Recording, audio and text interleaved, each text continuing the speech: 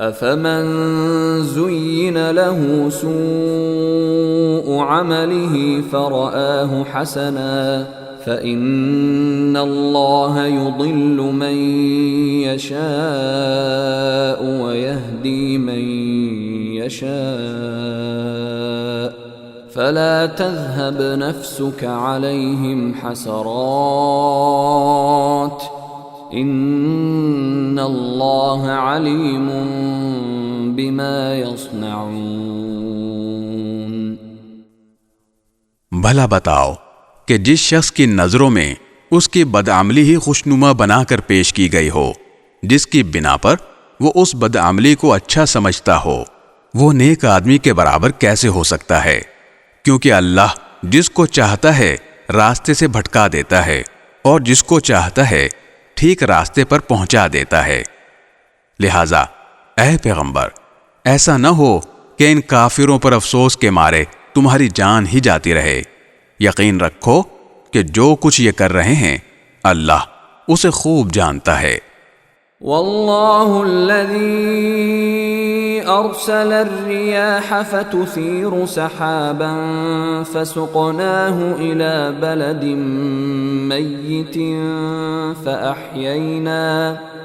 فأحيينا به الارض بعد موتها كذلك النشور۔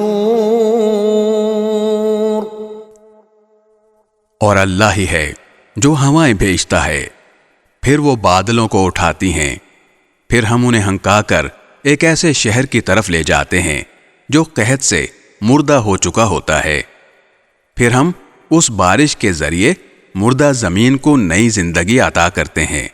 بس اسی طرح انسانوں کی دوسری زندگی ہوگی۔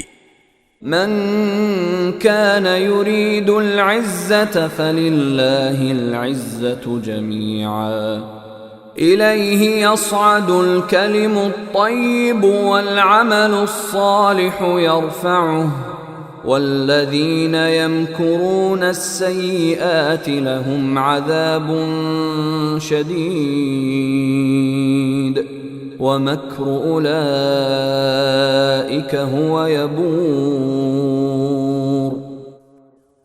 جو شخص عزت حاصل کرنا چاہتا ہو تو تمام تر عزت اللہ کے قبضے میں ہے، پاکیزہ کلمہ اسی کی طرف چڑھتا ہے اور نیک عمل اس کو اوپر اٹھاتا ہے، اور جو لوگ بری بری مکاریاں کر رہے ہیں ان کو سخت عذاب ہوگا، اور ان کی مکاری ہی ہے جو ملیاں میٹ ہو جائے گی۔